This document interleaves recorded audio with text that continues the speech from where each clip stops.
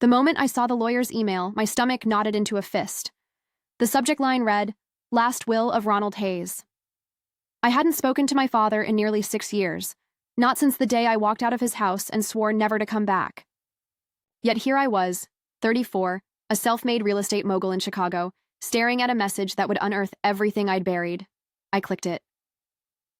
"Dear Miss Harper Hayes, you are formally invited to the reading of the last will of your father, Mr. Ronald James Hayes. The reading will take place at Wendell & Cole Law Office on Monday at 10 a.m. Attendance is strongly recommended." Strongly recommended. As if I needed to be told that. My heart felt like it had been dunked in ice water.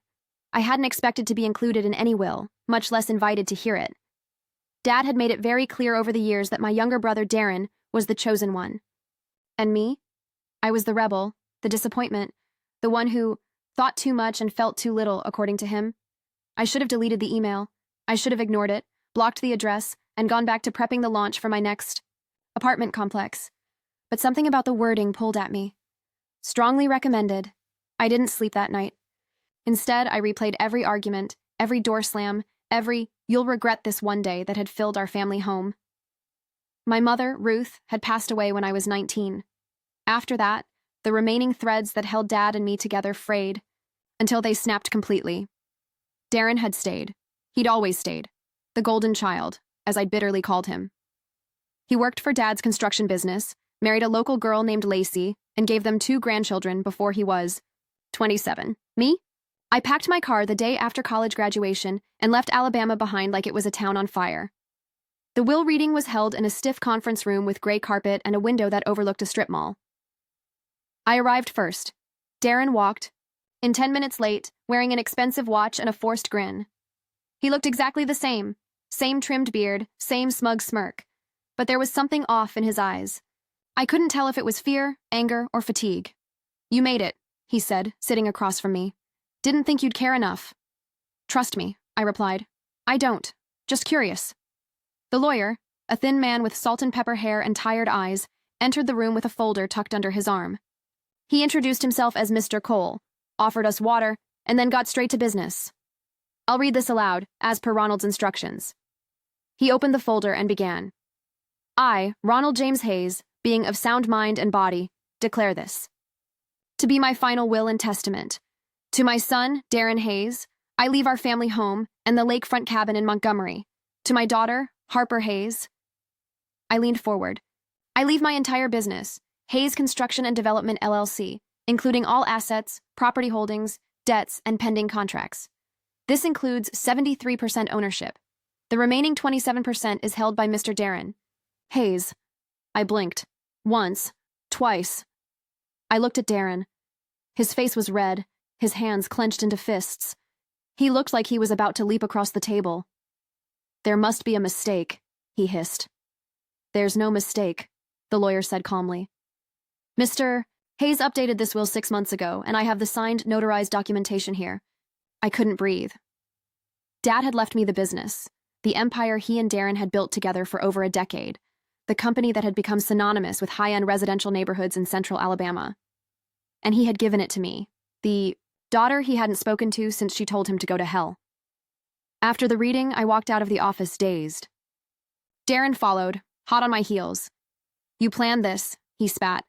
"You manipulated him somehow, maybe when he was sick or vulnerable." I turned around, stunned. I didn't even know he was sick. He hadn't spoken to me since 2017. "That doesn't mean you didn't pull something." He was losing it toward the end. His mind wasn't right. "You were the one by his side, Darren. If anything shady happened, it was on your watch. You'll regret this," he said, eyes blazing. "You think you can come back and play the savior? Take everything he and I built? You'll destroy it in a year." "Maybe," I said, "but it's mine now." That night, I found myself staring at the ceiling fan in my downtown apartment. I should have felt triumphant. I'd just inherited a multi-million-dollar business. But all I felt was dread. Guilt, even. I didn't understand why Dad had done it, why he'd chosen me in the end. My phone buzzed, a text from someone I hadn't heard from in years. "Jackson. Heard about the will. Guess this means you're back in town? Jackson Bellamy, the man I almost married at 25, The man I left without a goodbye because I couldn't stand being in the same state as my father anymore. Seeing his name triggered 100 emotions I wasn't prepared to face. Me. Just for a bit. Won't stay long. Jackson.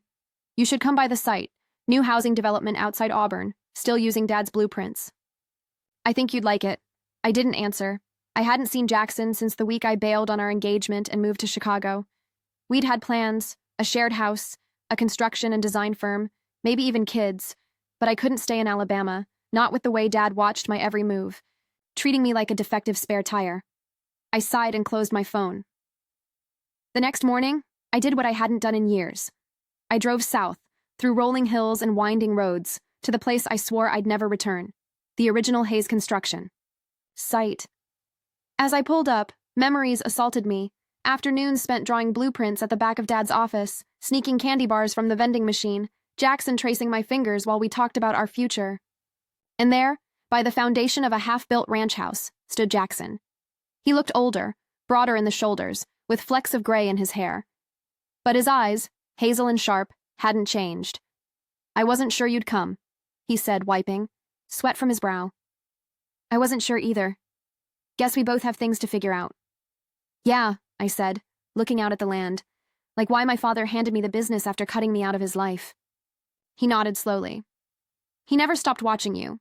He followed your career, kept articles about your real estate projects. I think he respected what you built, even if he never said it. That caught me off guard. You're lying. I'm not. He had a file in his study titled Harper. It's still there. A file? On me? What kind of man watches his daughter from the shadows while pretending she doesn't exist? I didn't know what to think, but for the first time in years I felt something unexpected. Like maybe there was more to this story than I realized. Maybe my father had seen me after all. The key to my father's office felt heavier in my hand than I expected. It had been mailed to me by the lawyer, along with a thick envelope labeled property documents. I hadn't planned on entering the house. Just being on the front porch made me itch to leave. But Jackson's words about the file, the one labeled Harper, had carved a hollow space in my chest that only the truth could fill. I opened the door to the home I'd grown up in and stepped inside. It smelled the same, faintly of cedar and motor oil, a mix of floor polish and old paper. The house had been left just as it was, like Dad had gone out for groceries and would be back any second. I stood in the living room for a long moment, letting the memories roll in, the cracked leather recliner, the brass-framed picture of Darren's wedding, the built-in shelves where Mom's gardening books used to be before he cleared them out, 2 years after her funeral. And then I made my way to the study. Dad's office hadn't changed since high school. Same tall bookshelf, same heavy oak desk carved by hand when I was 10, same filing cabinet dented in the corner from when I crashed into it trying to catch a fly ball that one summer. The third drawer opened with a rusty creak. I flipped through tabs until I found it, labeled in capital letters, bold and neat. Harper. Inside were news clippings, printouts of online articles, even photographs. There was a picture of me breaking ground on my first apartment complex in Chicago. Another of me on a panel at a Women in Real Estate event. Handwritten notes in the margins in his unmistakable scrawl. Modular designs. Smart. Efficient layout. She sees the bones, not the paint. She still sketches like Ruth did. I clutched the file, breathless. My father hadn't just followed my career. He had studied it, annotated it like it mattered. But if he'd admired me from afar, why hadn't he ever said so? Why leave me out of every holiday invitation, every family update, every conversation? That mattered. The ache in my chest was confusing, a blend of grief and relief, resentment and validation. I sank into his old chair and stared at the file like it would morph into a letter, some final message explaining everything. But it didn't. Instead, I found a sealed envelope tucked in the back, addressed in that same neat block handwriting, to Harper, open when you're ready. My fingers trembled as I tore it open. Harper, if you're reading this, then I'm gone, and there's no way left for me to say what I should have said when I had the chance. You were always the one who saw the world too clearly. That scared me. You questioned what you were told. You didn't need praise. You needed space. And I didn't know how to give you that. I spent too many years punishing you for being different. I see that now. But I never stopped watching you. And I never stopped being proud. Darren was content to stay. You had fire. Fire reminds people they're cold. You made something out of nothing. So I'm giving you what I built. Not because I owe you, but because I believe in you. You'll know what to do with it. I hope someday you can forgive me. Dad. I read the letter 3 times before setting it gently on the desk, and then I cried. Not the angry, frustrated tears I'd known for years, but a quiet, slow unraveling of a rope I'd held too tightly for too long. Forgiveness wasn't instant. It might never be complete. But that letter had cracked something open. I spent the next 2 days in the office, sifting through business records. Hayes Construction had contracts pending with 6 municipalities, 3 banks, and at least 1 crooked politician I flagged immediately. The books were a mess. Dad had been managing operations himself during the last year, and it showed. I wasn't surprised when I found a note in a red folder titled Urgent, unpaid invoices, several lawsuit threats, and 1 bank notice about a bridge loan that had defaulted, so this was what Darren had wanted to hide. I called the accountant, listed on the books, a woman named Bonnie who had worked with my father for 15 years. Harper, she said with a mix of shock and caution, I didn't expect you to call. I'm the majority owner now. I need to know what's going on. There was a long pause. It's not good. Your dad held things together as long as he could. But Darren, he's been over-leveraging contracts for almost 2 years, pushing timelines, cutting corners. Did my father know? Partially. He was trying to clean it up when he got sick. He just ran out of time. I stared at the stack of documents in front of me. How much time do we have before everything collapses? If you don't act fast, 2 months, maybe less. After I hung up, I stared out the office window for a long time. It had finally clicked. Dad didn't just leave me the business to make up for the past. He left it to me because he knew Darren would destroy it, and I was the only one who could save it. That weekend, I met Jackson again at a diner on the edge of town, a 24-hour place with cracked booths and bitter coffee. He looked at me like he already knew. You found the file. I did. And the letter? I nodded. You okay? No, but I will be. I took a sip of my coffee. I need your help, Jackson. His eyebrows lifted. With what? Saving the company, or at least what's left of it. He sat back, whistling low. You serious? I'm not doing it for Dad or Darren. I'm doing it because this company employs 67 people in this town, because I know how to fix what's broken, and because maybe, just maybe, this is how I make peace with the past. He studied me for a long moment, then nodded. All right, I'm in. I can't pay you what you're worth, I said honestly. Not yet. You don't have to. He gave me that crooked smile I used to love. I'm not doing this for the money. We didn't talk about our past. Not then. There was too much at stake. We made plans, divided tasks, and by the time we left the diner, we had a blueprint for a turnaround plan. I walked into Hayes Construction the next morning like I belonged, because finally, after all these years, I did. And Darren? He wasn't going to like it. Darren didn't wait long to make his move. The moment I stepped into the main office of Hayes Construction with Jackson at my side, every head turned. Half the staff looked relieved. The other half looked like they'd just seen a ghost. But Darren, he looked like he wanted to flip the nearest desk. He stormed out of his office, voice already rising. You think you can just waltz in here and take over? I met his fury with calm. I'm not waltzing. I'm working. He glanced at Jackson, eyes narrowing. Of course. Bringing your old boyfriend into this mess. You always did need backup. I need brains, I replied, and integrity, too. Things you seem to have misplaced. He stepped closer. Don't act like you care about this company. You left us, left him. Now you come back to clean up some fairy tale redemption arc? This isn't about redemption, I said, lifting a folder. It's about saving what's left before you sink it for good. Want to see the unpaid invoices and near-expired permits you've been ignoring? Or the liens on the Madison project? His eyes darted to the papers in my hand. You had no right to dig into those. I had every right, I said sharply. I own 73% of this company, and legally, I can remove you from day-to-day operations if I choose. He flinched, just slightly. I suggest we talk in private, he muttered, walking back into his office. I followed, leaving Jackson to meet with the project managers.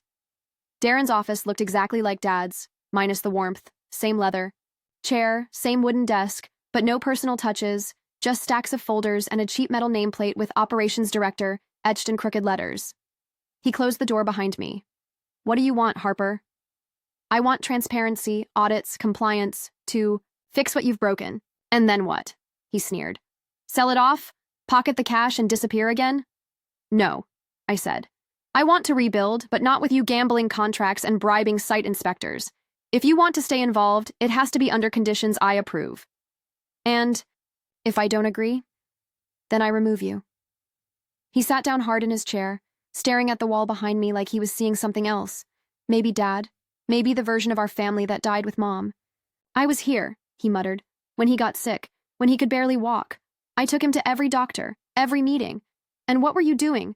Buying buildings in Chicago like some hotshot developer? I didn't know he was sick, Darren. Because you didn't want to know. His voice cracked, and I paused. For a second, the hatred dropped from his face and was replaced by something deeper, something that looked like grief. I was the one he relied on, Darren said, voice lower now.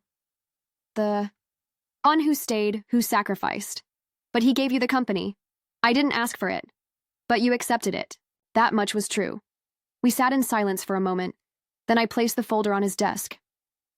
These are the proposed adjustments. I want weekly reports, financial controls, and a restructure of your responsibilities. You'll stay on, but under oversight. He didn't look at the papers. I need time. You have a week. I stood and walked to the door. And Darren, stop making this personal. It's not about you or me. It's about the people this company employs, the homes we build, and the reputation we're close to destroying. The next week moved fast. Jackson helped audit every active project, exposing shortcuts that could have cost lives. Bonnie managed the books and found a dozen vendor payments that had been delayed without explanation. Meanwhile, I met with clients, people who remembered Dad, trusted the Hayes name, and were visibly shaken to see his daughter stepping in. I wasn't met with hostility. Mostly I saw concern, but there was one client who changed everything. Miles. Redford. Owner of Redford Modular Living, a forward-thinking housing developer with deep pockets and a national presence. He'd worked with Dad years ago and had recently canceled 2 major builds after losing faith in Darren's leadership. When I called and offered a meeting, he accepted. I arrived early to the restaurant, an upscale place, too fancy for me, but Redford liked polish. He showed up 10 minutes late, wearing a custom suit and an expression that said, "Convince me." I don't usually revisit canceled contracts, he said after we sat, but your call piqued my interest. You're not your father. No, I said, but I learned more from watching him than he ever realized. I slid a new proposal across the table, including green energy integration, cost efficiencies, and a realistic delivery schedule, backed by 3 local endorsements and a new oversight committee I had just formed. He read it slowly, then looked up. This is solid, cleaner than your father's last 3 pitches. Because I wrote it. He smiled slightly. Why now? What's in it for you? Legacy, I said, and redemption. He tapped the folder. I'll bring this to my board. Don't make me regret it. We shook hands, and for the first time in years, I felt the fire that had built my career in Chicago ignite in a place I thought I'd buried it. I wasn't just rebuilding the company, I was becoming part of it. Later, that evening, Jackson and I sat on the porch of the lakefront cabin Dad had left Darren. The sun dipped low over the water, casting golden reflections across the glassy surface. I'm surprised you wanted to come here, Jackson said. So am I admitted. But sometimes the places that hurt us the most are the ones we need to face. Handed me a beer and sat beside me. Darren's not going to stop fighting, he said. He feels betrayed. We all do, I replied. He had his version of Dad. I had mine. Neither was whole. You think you'll ever make peace? I don't know, I whispered, but I can't control his bitterness. Only what I do next. There was a pause. Remember that night you showed me your first blueprint? Jackson asked suddenly. We were 21. You had a pencil behind your ear and coffee stains on your jeans. You mean the one where I tried to build a duplex over a swamp? He laughed. You called it urban aqua living. I laughed too. I was such an idiot. No, you were a visionary. He turned to face me. I missed you, Harper. I met his eyes, soft and serious in the fading light. I missed me too, I said quietly. We didn't kiss, not yet. But something shifted between us. Something new, fragile, hopeful. If this moment resonates with you, please take a second to like, comment, and subscribe. Your support helps keep these stories alive. 2 days later, Darren showed up at the office. His eyes were bloodshot, his hair disheveled, but he held a folder in his hand. I read your conditions, he said, voice flat. I'll sign. I stood from my desk. Thank you. I still don't agree with how this went down. I don't expect you to. He hesitated, then added, if you ruin this place, it won't just be on you. It'll stain all of us. Then help me keep it clean. For the first time, he looked me in the eye with something like respect. It wasn't friendship, not yet. But it wasn't war either, and that was enough. For now. The ink on the new agreement with Darren hadn't dried when the backlash began. Not from him, he kept his word, at least for now. But from the board members who had long considered Hayes Construction a two-man dynasty. My sudden entrance into power, combined with the removal of several long-standing contracts and budget overhauls, sent waves through the old guard. Some whispered that I was dismantling my father's empire out of spite. Others assumed I would liquidate and sell. No one wanted to believe I might actually have a vision. That changed the day I walked into the boardroom with a blueprint in hand. Not a metaphorical one, but an actual detailed proposal for a mixed-use development that combined affordable housing with local artisan retail space designed to revitalize a stagnant corner of Montgomery. I call it Haven District, I announced. 9 men in suits looked at me with a mix of confusion and skepticism. Harper, said Mr. Watkins, an investor and family friend for decades. You've been in charge for what? 3 weeks? Isn't this a bit ambitious? I placed the feasibility study on the table. Actually, I've been drafting this for over a year. I started designing it back in Chicago, but couldn't find the right developer willing to take a risk on middle-income mixed zones. Now that I control the tools, I'm willing to be the risk. A few murmurs rippled across the table. Watkins flipped through the pages. 28 units, 16 retail spaces, rooftop gardens, built-in solar, community co-op kitchens. Are you sure we can afford this? With the Redford modular deal and 3 under-budget completions, we can. If we secure a grant through the State Housing Authority, even better. Silence. Then a voice from the end of the table. It's visionary. I turned. It was Charlie Benton, the only board member under 45. About time we stopped building. The same copy-paste subdivisions, he added. People want soul in their spaces now. Watkins sighed. All right, we'll do a preliminary site visit. But Harper, if this tanks, it won't. I said it so firmly, the air changed. That night, I drove home feeling both exhausted and electric. The future wasn't just uncertain, it was unwritten. But for the first time in months, it felt like mine. Back at the apartment, I found a text from Jackson. Heard about Haven District. Nice job, Trailblazer. Celebrate with a drink? I smiled despite myself. Only if you bring the good whiskey. 10 minutes later, he knocked on my door with a bottle of Glenlivet and a grin that still made my pulse misbehave. We sat on the balcony under a sky speckled with stars, the sounds of the city humming below. You always did dream big, he said after his second sip, even when you were sketching tree houses with French windows. I used to think dreaming was a flaw, I admitted. Too much ambition scared people, especially Dad. Jackson leaned back, his gaze distant. He wasn't scared of your ambition. He was scared of what it said about him. I turned to him. You think he regretted how he treated me? Every day. He just couldn't say it. Pride's a poison that way. I thought of the letter again, the hidden file, the quiet admittance of guilt buried in legal folders. It wasn't enough, but it was more than I ever expected. Why did you stay here, Jackson? I asked quietly. Because this town is still worth something, and because part of me hoped one day you'd come back. His honesty stopped me cold. I didn't respond right away. Instead, I leaned into his side, letting the warmth between us say what I couldn't. The next few weeks were a whirlwind. We broke ground on the Haven District just as winter set in. I spent long hours on site, inspecting materials, walking, blueprints with Jackson, coordinating with city officials, and building trust with community partners. For once, I wasn't working against something. I was building toward it, but with every success came reminders of the past. One afternoon, I returned to the office to find an envelope sitting on my desk. No postage, no name. Inside were 3 Polaroid photos. The first showed Darren talking to a subcontractor who had been banned from city projects for cutting rebar quality. The second was a bank transaction showing a wire transfer from Hayes Construction to a private account in Birmingham. Third was a note. She's digging up ghosts. You better bury the bones. My blood ran cold. Someone was watching. And someone didn't want the past unearthed. I called Darren into my office. "Recognize this guy?" I asked, showing him the photo of the subcontractor. His eyes narrowed. "That's Lester Deeks. We dropped him last year." Because? Because I found out he was stealing materials from job sites. Told Dad, he cut him loose. I believed him. Darren had many flaws, but he wasn't a thief. Not like this. "So why would someone be sending me this?" He frowned. "Because someone's nervous. About you. About what you're building." That made my skin prickle. "You think someone in-house?" He hesitated. "Maybe. Or maybe someone with old ties to Dad's darker deals. You know he wasn't always clean." "No," I admitted. "I didn't." He looked away. "He kept you out of that side, protected you. But Hayes Construction wasn't always a by-the-books operation. It made sense.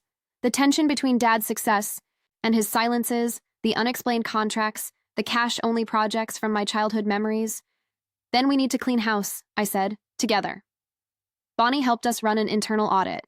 2 names popped up repeatedly, board members who had authorized large transactions to shell companies during Dad's final year. I brought it to Watkins, who paled when I presented the findings. "You realize what happens if this goes public?" he asked. "Yes," I said, "but that's not my concern. You'll kill the company. I'd rather kill corruption." The next board meeting was brutal. I presented everything: transaction trails, shell accounts, former subcontractor testimonials. I moved to remove 2 board members immediately and proposed a new transparency clause in the company's bylaws. Darren backed me. So did Charlie, and by the end of the day, I was voted CEO in full authority. The press caught wind, of course. "Daughter cleans father's empire. Hayes heiress exposes internal scandal." The headlines weren't flattering to Dad's legacy, but I knew the truth mattered more than the myth. Surprisingly, Emily, the reporter from the Southern Courier who had covered my first real estate venture, called to request an interview. "I've watched you from the sidelines," she said. "You've done more in 3 months than your father did in 3 years." I hesitated. "He built this company from nothing, and you kept it from becoming nothing," she replied. "That's a story people need to hear." The interview ran 2 weeks later, and this time the headline read, "Harper Hayes, the Legacy Maker." I clipped it and put it in the file marked Harper in Dad's cabinet, the folder he never let anyone else see. Late one evening, Jackson and I walked through Haven District's nearly finished courtyard. The lanterns were up, the trees were planted, and the air smelled like change. "You did it," he said. "We did it," I corrected. He stopped walking. "You know, I've always believed in you. But watching you become this version of you, it's something else." I smiled. It took losing everything I thought I wanted to figure out what I actually needed. "And what's that?" I turned to him. "Belonging, purpose, and maybe someone who gets it." He reached for my hand. "I get it," he said, and then finally we kissed. Not a desperate reunion, not a rekindling of the past, but a promise of the future. If I thought the hardest part was over, I was wrong. Just 2 days after the Haven District ribbon cutting, I got a letter in the mail, not an email, but a typed formal envelope with gold edging, like a wedding invitation. The return address was from a law firm I didn't recognize in Birmingham. Inside was a notice of legal action. Plaintiff, Lacey Hayes. Defendant, Harper Hayes. Case, petition for 25% equitable claim in Hayes Construction and Development, citing spousal. Interest and informal verbal contract of succession. Lacey, Darren's wife. I couldn't believe it. She hadn't said 2 words to me since I'd returned to Alabama. Now she was coming after the company? I called Darren immediately. "What the hell is this?" Silence. "You knew about this, didn't you?" I pressed. "She's suing me for ownership. Your wife." "She's not doing it with my support," he said, voice tight. We've been having problems." Clearly. "She feels betrayed, says I let her down by not fighting harder, that the company should have stayed in the family." "I am. Family, Darren? That's not how she sees it." I was stunned, not just at the lawsuit, but at the realization that the cracks in Darren's marriage had split wide enough for his wife to try and lay legal claim to my inheritance. Robert Chan, my attorney from Chicago, was already looped in. I forwarded him the letter and booked a meeting. "She's filing under equitable contribution laws," he explained, scanning the document. "It's weak. She's claiming that through her support of Darren's role, she indirectly invested in the company and therefore has partial claim. Can she win?" He leaned back. "She can drag it out. That might be the goal. Not victory, but leverage. So what do? We file a countersuit and dig into her finances. If she's hiding anything, we'll find it. Meanwhile, my board wanted answers. She's family, one member said during an emergency meeting. Can't you just settle and move on? If I settle, I said, I set a precedent that anyone with a bloodline and a grudge can stake a claim. I won't hand this company over to someone who's never lifted a hammer, drawn a plan, or made a single decision. Charlie nodded. We stand with you, but we'll need to see the details. Full transparency. Done. The following weeks were some of the most grueling I'd ever endured. While Haven District thrived, I spent my nights digging through old financials, building a paper trail, and preparing to face someone who had once been part of my childhood memories. Lacey at barbecues, Lacey with her too perfect smile, Lacey whispering with Emily during Darren's wedding while I sat alone by the drink table, and then she showed up at my office. She didn't ask, she barged in. Nice place, she said, eyeing the lobby. Classier than I expected. Lacey, bold of you to show up mid-lawsuit. I came to give you a chance. You can make this go away with a check, quietly. I folded my arms. And if I don't? Then I go to court with every story Darren ever told me. Every frustration. Every time your father said you weren't worthy. Every time you abandoned this family. I stiffened. None of that changes the fact that I built this business back from collapse. That I've been the one fixing the mess left behind. You don't think stories sway juries? Especially when they involve betrayal and favoritism? She leaned in. People love a good villain. I leaned back in my chair, voice calm. Let me make something clear. I don't care what you say in court. I don't care how dramatic your speeches get, but if you step foot in my office again, I will file a restraining order and take out a defamation suit that'll make your head spin. She blinked, not expecting the steel in my voice. I see, she said after a pause. So we're doing this the hard way. No, I replied. You are. The court date was set. The pre-trial noise was loud. Local news picked it up. Hayes family implosion continues. The media pounced on the narrative of sister versus sister-in-law. It felt like I was reliving every childhood trauma in front of an audience. Darren refused to testify. She's my wife, he said. I won't testify for her, but I also won't testify against her. I understood, kind of, but it still hurt. Jackson stood beside me through it all, every day, every filing, every tear I thought I had already shed. Didn't sign up for this drama, he joked one night, handing me a takeout box. I smirked. Sure you did. You just didn't know it came with a bonus lawsuit. He looked at me, serious now. You're strong, Harper, but even strong people need someone to carry the load sometimes. Let me carry part of it. You already are, I whispered. We didn't talk more about our relationship that night. We didn't have to. It was already growing, roots deeper than the chaos could reach. Then came the court day. I walked into the courtroom with Robert at my side and a fire in my chest. I wore a charcoal gray suit and a pair of boots I'd designed myself during a particularly creative season in Chicago. My hair was up, my jaw was set. Lacey looked radiant and rehearsed in a cream blazer and pearls. Her lawyer made the first move. We aim not to damage Hayes Construction, he said smoothly, but to seek what is rightfully owed to Mrs. Lacey Hayes for years of unpaid contribution to her husband's integral role in the business. Then came the testimony. She told stories, some real, most exaggerated, about how she'd supported Darren's leadership, how she had advised him during crucial company decisions, how her emotional and logistical contributions constituted investment. And then she said it. Ronald Hayes told me, face to face, that I was like a daughter to him, that one day, Darren and I would carry the company together. It was always meant to be ours. I didn't flinch. When it was my turn, Robert stood tall. My client holds 73% ownership, designated by Ronald Hayes through notarized legal documentation. No contributions were made by Lacey Hayes, either financially or professionally. Her claims are emotional speculation. He presented the audits, the employment history, the financial statements showing Lacey had been, during every major Hayes construction project, employed elsewhere or on maternity leave. Then he handed over the final nail, an email from Ronald Hayes to his legal team, 2 months before his death. I've seen what Harper's built. She has what it takes. I'm restructuring the business so it doesn't die in Darren's shadow. Lacey paled. The courtroom went quiet. The judge called a recess. An hour later, the case was dismissed. No grounds. For claim, no payout, no appeal. I walked out into the warm sunlight and didn't even smile, because victory, when it comes at the hands of family betrayal, never feels sweet. That night, I stood by the river and called Darren. She lost, I said simply.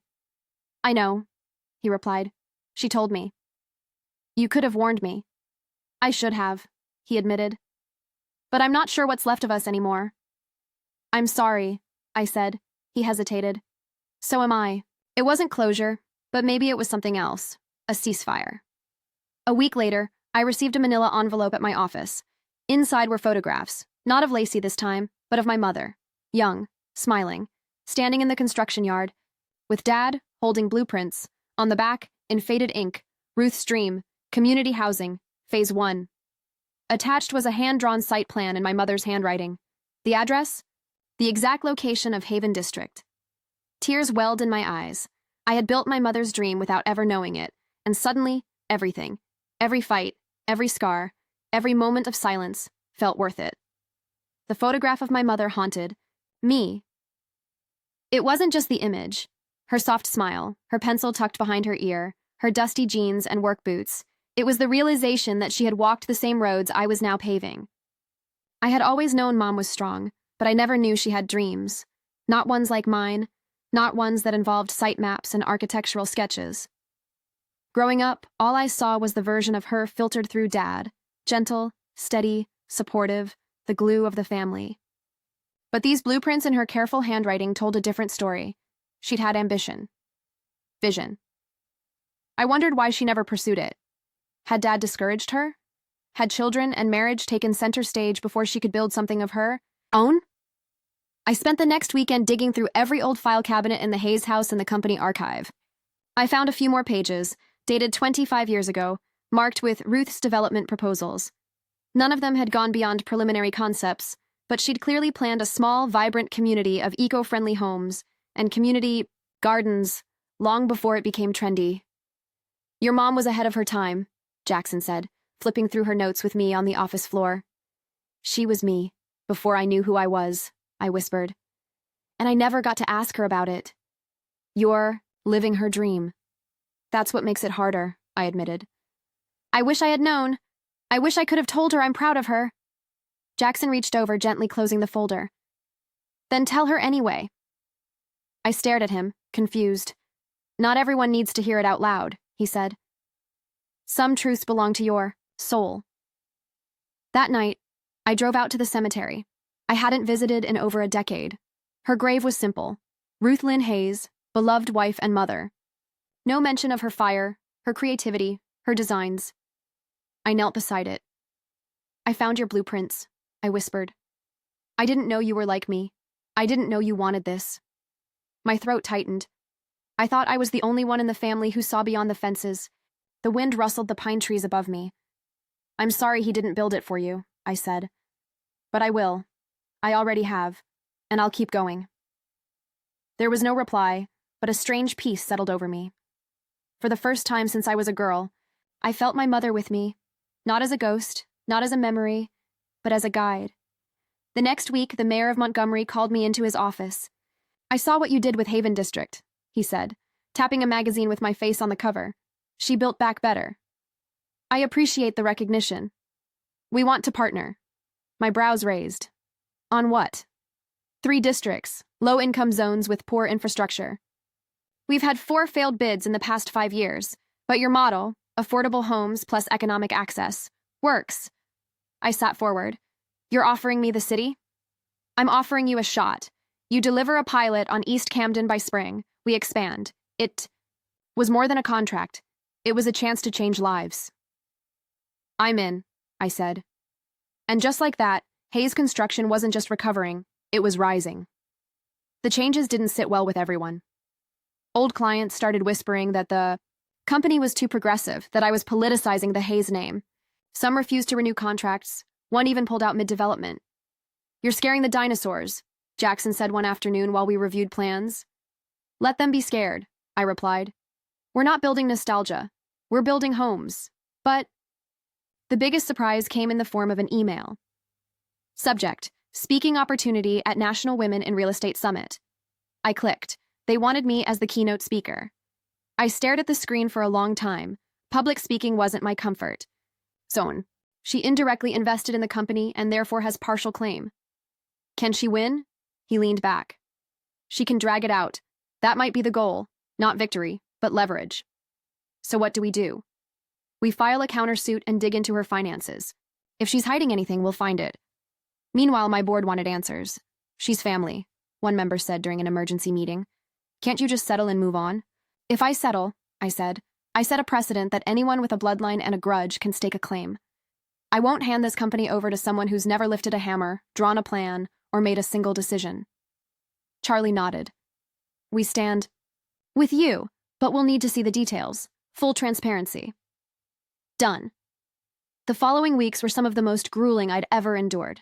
While Haven District thrived, I spent my nights digging through old financials, building a paper trail, and preparing to face someone who had once been part of my childhood memories. Lacey at barbecues, Lacey with her too perfect smile. Lacey, whispering with Emily during Darren's wedding while I sat alone by the drink table, and then she showed up at my office. She didn't ask, she barged in. Nice place, she said, eyeing the lobby. Classier than I expected. Lacey, bold of you to show up mid-lawsuit. I came to give you a chance. You can make this go away with a check, quietly. I folded my arms. And if I don't? Then I go to court with every story Darren ever told me, every frustration, every time your father said you weren't worthy, every time you abandoned this family. I stiffened. None of that changes the fact that I built this business back from collapse, that I've been the one fixing the mess left behind. You don't think stories sway juries, especially when they involve betrayal and favoritism? She leaned in. People love a good villain. I leaned back in my chair, voice calm. Let me make something clear. I don't care what you say in court. I don't care how dramatic your speeches get, but if you step foot in my office again, I will file a restraining order and take out a defamation suit that'll make your head spin. She blinked, not expecting the steel in my voice. I see, she said after a pause. So we're doing this the hard way. No, I replied. You are. The court date was set. The pretrial noise was loud. Local news picked it up. Hayes family implosion continues. The media pounced on the narrative of sister versus sister-in-law. It felt like I was reliving every childhood trauma in front of an audience. Darren refused to testify. She's my wife, he said. I won't testify for her, but I also won't testify against her. I understood, kind of, but it still hurt. Jackson stood beside me through it all, every day, every filing, every tear I thought I had already shed. Didn't sign up for this drama, he joked one night, handing me a takeout box. I smirked. Sure you did. You just didn't know it came with a bonus lawsuit. He looked at me, serious now. You're strong, Harper, but even strong people need someone to carry the load sometimes. Let me carry part of it. You already are, I whispered. We didn't talk more about our relationship that night. We didn't have to. It was already growing, roots deeper than the chaos could reach. Then came the court day. I walked into the courtroom with Robert at my side and a fire in my chest. I wore a charcoal gray suit and a pair of boots I'd designed myself during a particularly creative season in Chicago. My hair was up, my jaw was set. Lacey looked radiant and rehearsed in a cream blazer and pearls. Her lawyer made the first move. We aim not to damage Hayes Construction, he said smoothly, but to seek what is rightfully owed to Mrs. Lacey Hayes for years of unpaid contribution to her husband's integral role in the business. Then came the testimony. She told stories, some real, most exaggerated, about how she'd supported Darren's leadership, how she had advised him during crucial company decisions, how her emotional and logistical contributions constituted investment. And then she said it. Ronald Hayes told me face to face that I was like a daughter to him, that one day Darren and I would carry the company together. It was always meant to be ours. I didn't flinch. When it was my turn, Robert stood tall. My client holds 73% ownership, designated by Ronald Hayes through notarized legal documentation. No contributions were made by Lacey Hayes, either financially or professionally. Her claims are emotional speculation. He presented the audits, the employment history, the financial statements showing Lacey had been, during every major Hayes construction project, employed elsewhere or on maternity leave. Then he handed over the final nail, an email from Ronald Hayes to his legal team, 2 months before his death. I've seen what Harper's built. She has what it takes. I'm restructuring the business so it doesn't die in Darren's shadow. Lacey paled. The courtroom went quiet. The judge called a recess. An hour later, the case was dismissed. No grounds. For claim, no payout, no appeal. I walked out into the warm sunlight and didn't even smile, because victory, when it comes at the hands of family betrayal, never feels sweet. That night, I stood by the river and called Darren. She lost, I said simply. I know, he replied. She told me. You could have warned me. I should have, he admitted. But I'm not sure what's left of us anymore. I'm sorry, I said. He hesitated. So am I. It wasn't closure, but maybe it was something else. A ceasefire. A week later, I received a manila envelope at my office. Inside were photographs, not of Lacey this time, but of my mother, young, smiling, standing in the construction yard, with Dad holding blueprints. On the back, in faded ink, Ruth's Dream, Community Housing Phase 1. Attached was a hand-drawn site plan in my mother's handwriting. The address? The exact location of Haven District. Tears welled in my eyes. I had built my mother's dream without ever knowing it, and suddenly, everything, every fight, every scar, every moment of silence, felt worth it. The photograph of my mother haunted me. It wasn't just the image, her soft smile, her pencil tucked behind her ear, her dusty jeans and work boots. It was the realization that she had walked the same roads I was now paving. I had always known Mom was strong, but I never knew she had dreams, not ones like mine, not ones that involved site maps and architectural sketches. Growing up, all I saw was the version of her filtered through Dad, gentle, steady, supportive, the glue of the family. But these blueprints in her careful handwriting told a different story. She'd had ambition. Vision. I wondered why she never pursued it. Had Dad discouraged her? Had children and marriage taken center stage before she could build something of her own? I spent the next weekend digging through every old file cabinet in the Hayes house and the company archive. I found a few more pages, dated 25 years ago, marked with Ruth's development proposals. None of them had gone beyond preliminary concepts, but she'd clearly planned a small, vibrant community of eco-friendly homes and community gardens, long before it became trendy. Your mom was ahead of her time, Jackson said, flipping through her notes with me on the office floor. She was me before I knew who I was, I whispered. And I never got to ask her about it. You're living her dream. That's what makes it harder, I admitted. I wish I had known. I wish I could have told her I'm proud of her. Jackson reached over, gently closing the folder. Then tell her anyway. I stared at him, confused. Not everyone needs to hear it out loud, he said. Some truths belong to your soul. That night, I drove out to the cemetery. I hadn't visited in over a decade. Her grave was simple. Ruth Lynn Hayes, beloved wife and mother. No mention of her fire, her creativity, her designs. I knelt beside it. I found your blueprints, I whispered. I didn't know you were like me. I didn't know you wanted this. My throat tightened. I thought I was the only one in the family who saw beyond the fences. The wind rustled the pine trees above me. I'm sorry he didn't build it for you, I said. But I will. I already have. And I'll keep going. There was no reply, but a strange peace settled over me. For the first time since I was a girl, I felt my mother with me, not as a ghost, not as a memory, but as a guide. The next week, the mayor of Montgomery called me into his office. I saw what you did with Haven District, he said, tapping a magazine with my face on the cover. She built back better. I appreciate the recognition. We want to partner. My brows raised. On what? 3 districts, low-income zones with poor infrastructure. We've had 4 failed bids in the past 5 years, but your model, affordable homes plus economic access, works. I sat forward. You're offering me the city? I'm offering you a shot. You deliver a pilot on East Camden by spring. We expand. It, to you, was more than a contract. It was a chance to change lives. I'm in, I said. And just like that, Hayes Construction wasn't just recovering, it was rising. The changes didn't sit well with everyone. Old clients started whispering that the company was too progressive, that I was politicizing the Hayes name. Some refused to renew contracts. One even pulled out mid-development. You're scaring. The dinosaurs, Jackson said one afternoon while we reviewed plans. Let them be scared, I replied. We're not building nostalgia, we're building homes. But the biggest surprise came in the form of an email. Subject: Speaking opportunity at National Women in Real Estate Summit. I clicked. They wanted me as the keynote speaker. I stared at the screen for a long time. Public speaking wasn't my comfort zone. I'd given countless investor pitches and client walkthroughs. But this, a spotlight in a room full of leaders from across the country? This was different. You have to do it, Rachel said over FaceTime. You're finally being seen. I don't know what I'd say. Tell them the truth, the real story. She was right. Not the polished version, not the hero's journey with neat endings, but the raw, real, broken, and rebuilt truth. The event was held in Atlanta, a sleek ballroom filled with 300 women, all eyes on the stage as I stepped up to the mic. I gripped the podium tighter than I meant to. I'm Harper Hayes, I began, CEO of Hayes Construction and Development, and I'd like to start by telling you about a woman named Ruth. I told them everything, how my mother had hidden her ambition.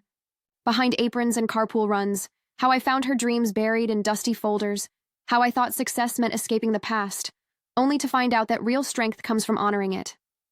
I spoke of betrayal, of courtrooms and lawsuits, of silence and shadows, and the way our families can bruise us without even raising their voices. And I ended with this. You don't need permission to take up space. You don't need applause to keep building. You just need a foundation of your own, even if you pour it yourself, one cracked brick at a time. When I finished, the room was silent. Then it erupted in applause. Back in Montgomery, a letter waited for me on my desk, handwritten, from Emily. Yes, that Emily, Darren's wife's sister, the one who had once giggled at me during family dinners and pretended I wasn't even in the room. Dear Harper, I watched your speech online. I cried, not because I pity you, but because I saw myself in your words. We weren't raised to be strong. We were raised to be sweet. You rewrote that. I don't expect forgiveness for my silence, but I wanted you to know, you're not alone anymore. Thank you for saying what so many of us were too afraid to admit. Warmly, Emily. I sat at my desk holding that letter like it might dissolve in my fingers. It didn't fix the past, but it added a layer of healing I hadn't known I needed. That Friday, Jackson took me out to the edge of town, near the river. Bend, a plot of land surrounded by tall grasses and ancient oaks. I've been holding this, he said, unlocking the gate, for a future I couldn't picture, until now. I walked beside him, the wind lifting my hair, the sun low on the horizon. What is this? Yours, if you want it. A fresh start, no ghosts, just roots. I looked at him, eyes burning. You're offering me a home.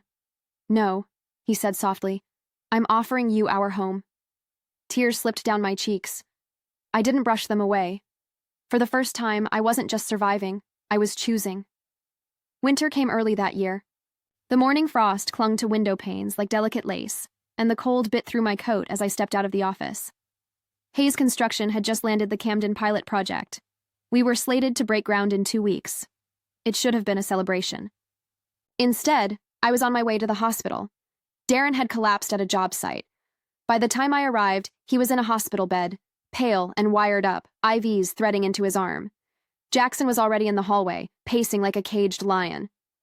What happened? I asked. Stress, dehydration, but the doctor said it could have been worse. His blood pressure was through the roof. I swallowed hard, then pushed open the door to his room. Darren turned his head toward me. Don't look at me like I'm dying. You scared everyone. I scared myself. I sat beside him, unsure what to say. The same man who had tried to freeze me out of the business months ago now looked impossibly fragile, smaller. I've been pushing too hard, he admitted, trying to prove something. I waited, that I still mattered, that I wasn't just the mistake Dad left behind. I looked at him sharply. You were never a mistake. He chuckled bitterly. I was never the heir. That was you. It was always you. No, I said, it wasn't. I just came back when I needed to. You came back when he needed you. His voice cracked then. For the first time, I saw the truth beneath all his anger. He wasn't just hurt. He was lost.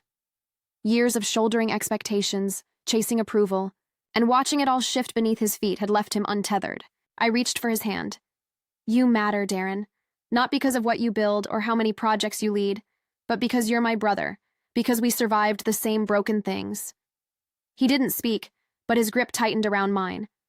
When I left that room, I knew something fundamental had changed. We weren't enemies anymore. We were survivors. In the weeks that followed, Darren took a step back from operations, not out of resentment this time, but self-preservation. He started attending therapy. So did I. Not together. At least not yet. But we both knew healing was a solo climb. Meanwhile, Jackson and I moved forward with the Camden build. He officially joined the leadership team as head of design innovation, and the synergy between us was electric, on-site and off. Our house outside town was still under construction, but each beam we raised felt like a new chapter being written by steady hands. One night, after a 12-hour shift laying out the community garden design, Jackson looked over at me and grinned. "We've come a long way from fake swamp duplexes and cafeteria flirting," I laughed. "You mean when I tried to impress you by listing insulation types from memory? That's when I knew you were dangerous." We sat under the stars, our clothes dusted in sawdust and chalk lines, the scent of pine lingering in the air. "You still think we'll make it?" I asked quietly. His brow furrowed. "You mean the house or us?" "Both." He turned to me, eyes steady. "I think we already have. Now we just get to live it." But peace, like anything fragile, doesn't last forever. 2 days before the Camden ribbon cutting, I received another envelope, this one postmarked from Arizona. Inside was a letter. No return name, no signature, just a printed note. Ruth's plans weren't hers. Ronald stole them. Ask Linda Baines. I stared at it, confused. Who was Linda Baines? The name sparked something. I pulled out my mom's old notebooks. On one page, scrawled in faded blue ink, was a note. Lunch with LB about zoning board resubmission. LB, Linda Baines. A Google search pulled up a 70-year-old retired city planner still living in Alabama, now running a pottery studio in Tuscaloosa. I called her. She agreed to meet. The studio was warm and earthy, the walls lined with vases and ceramic bowls in wild, beautiful shapes. Linda was tiny, with silver hair piled on her head like a crown of ash. "You're Ruth's girl," she said as I walked in. "I am." She sat me down and handed me a cup of mint tea. "I was wondering when you'd come." I showed her the letter. "Did someone send this from here?" She shook her head. "No, but it's true." I blinked. "What?" She exhaled, like she'd been holding it in for years. "Your mother and I were partners on a community design proposal in '98. We called it Project Hearth. Your father thought it was cute. He sat in on a few meetings, mostly silent. Ruth did the design. I handled zoning. It was hers, through and through." "What happened to it?" She looked away. "One day she stopped coming. Ronald said she was sick. The next month, Hayes Construction submitted a nearly identical proposal. Different name, new signature. Hers was gone. My stomach turned. He took her idea, stamped his name on it. He reworded some of it, but yes. He got the permits, built the development 5 miles west of the original site plan. It made him rich. And Mom?" My voice broke. She just let it go? She had 2 kids, a marriage. She thought maybe it was better to let it lie. But it wasn't. "No," Linda said softly. "It never was." I left the studio in a daze. Everything I had rebuilt had started on stolen ground. Back in Montgomery, I sat in Mom's old chair in the home office, staring at the photograph again. The one of her in the construction yard. I saw it now. The tension in her shoulders. The smile that didn't quite reach her eyes. How much had she swallowed? How many times had she told herself it wasn't worth the fight? Was I just repeating the cycle, building empires on silence? Jackson found me there. "You okay?" I handed him the letter, the truth, the theft. He read it, then placed it down with quiet deliberation. "What do you want to do?" "I don't know." "Do you want to burn it all down?" Part of me did, but most of me wanted to reclaim it, make it right. "I want to give her credit," I said publicly. "Even if it tarnishes your father's legacy." I looked him straight in the eyes. He tarnished it himself. The announcement made headlines. Hayes CEO credits mother for original company vision. The forgotten woman behind a real estate empire. Some praised me, others scoffed. But when I unveiled the plaque at Haven District, with my mother's name engraved as co-founder in spirit and inspiration, I didn't care who doubted me. Because I knew who I was honoring.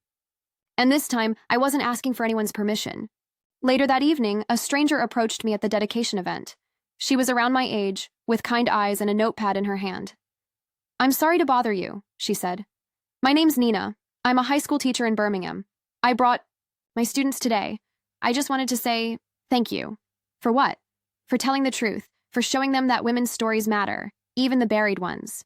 That hit me harder than any lawsuit, speech, or victory ever had, because that had always been the real mission, not just to build buildings, but to rebuild truth. The spring ribbon fluttered across the archway of Camden Grove like a promise. Fulfilled. The mayor shook my hand in front of the local press, while children ran across freshly laid sidewalks and young couples peeked into the new community center. I stood there quietly, letting everyone else soak in the success, smiling but distant because I wasn't celebrating. I was remembering. Camden wasn't just another housing project, it was my mother's dream, drawn decades ago in pencil on the back of grocery lists and meeting minutes. She had imagined green courtyards, shared gardens, homes designed to invite light and laughter. And now, it was real. The final plaque read, "In memory of Ruth Lynn Hayes, visionary, designer, mother."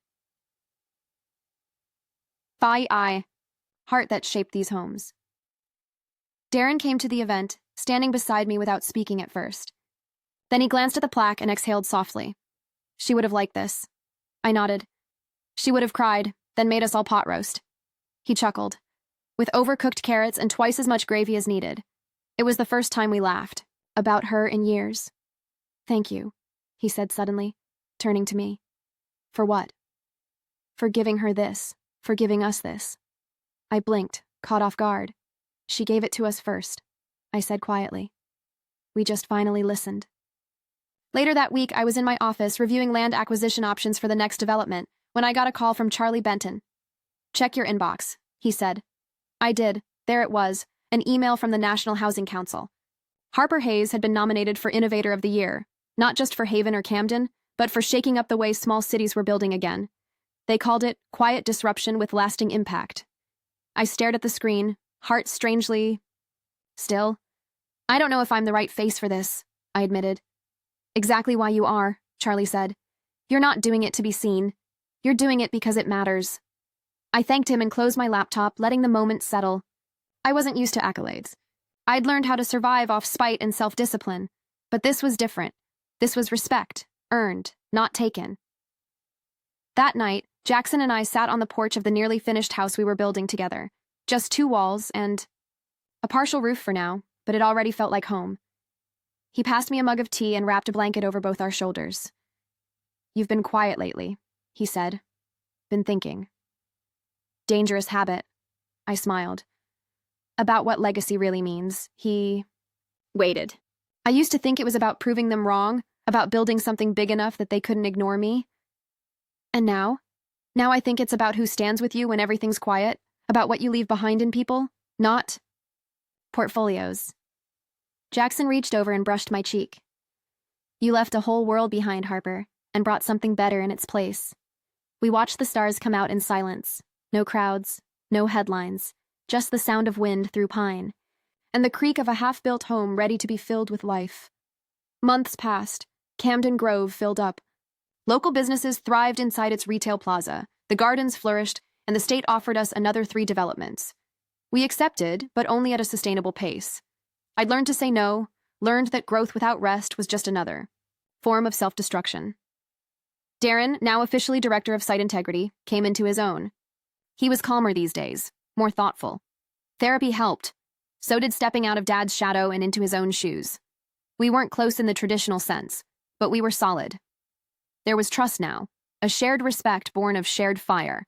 He even apologized once for everything, not with dramatic words or a long letter, just a sentence spoken after we toured a completed site together. "I used to think I had to beat you to matter. Now I know I just had to believe I mattered in the first place." I placed a hand on his shoulder. "You always did?"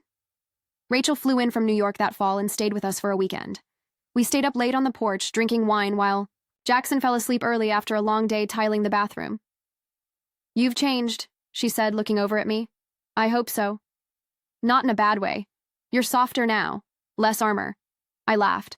"Still plenty of armor, just lined with velvet." She smiled. "Remember when you used to cry in the stairwell during midterms because you were terrified of turning out like your dad?" "All the time. And now? Now I understand why he was so afraid, but I don't carry it anymore." She clinked her glass against mine. "To breaking cycles. To building new ones." On the 1-year anniversary of the first Haven ribbon cutting, we held a celebration barbecue at the new park across the plaza. Kids played tag between rows of picnic tables, musicians played on a makeshift stage, and local vendors set up stalls. It was vibrant, messy, alive. I stood near the grills, watching it all unfold. A little girl tugged at my hand. "Are you the boss?"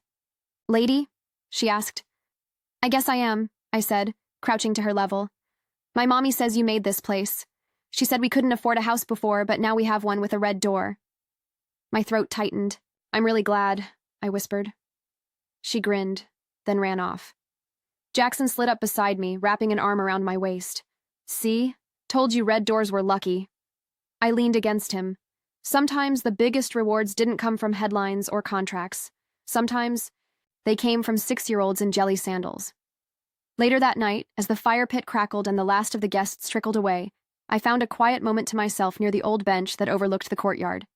In my hand, I held something. Small, a folded piece of aged paper, one of my mother's original notes. I had it laminated, weatherproofed. I knelt and tucked it beneath a rock by the flower bed, a silent offering, a symbolic return. I see you now. I carry you with me. Behind me, Jackson's voice broke the silence. You ready? I stood, brushing off my jeans. Yeah, let's go home.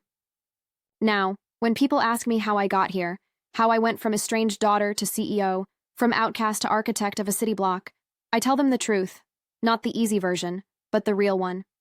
I tell them I was born from fire, that I had to unlearn silence, that I lost people I loved, including versions of myself I had to bury along the way, and that in the ashes, I found something stronger than ambition. I found purpose. Legacy isn't always what's handed down. Sometimes, it's what you rebuild with your own hands. If you're reading this because you felt invisible in your own family, if you've ever been underestimated, dismissed, or made to believe you had to earn your worth, let me be the one to tell you. You're already enough. You don't need their permission to become who you are. Go build your life like it matters, because it does, and so do you. Thank you for watching my story. If Harper Hayes' story touched your heart, don't forget to like, comment, and subscribe for more powerful journeys. Your support means everything. It really helps us to grow.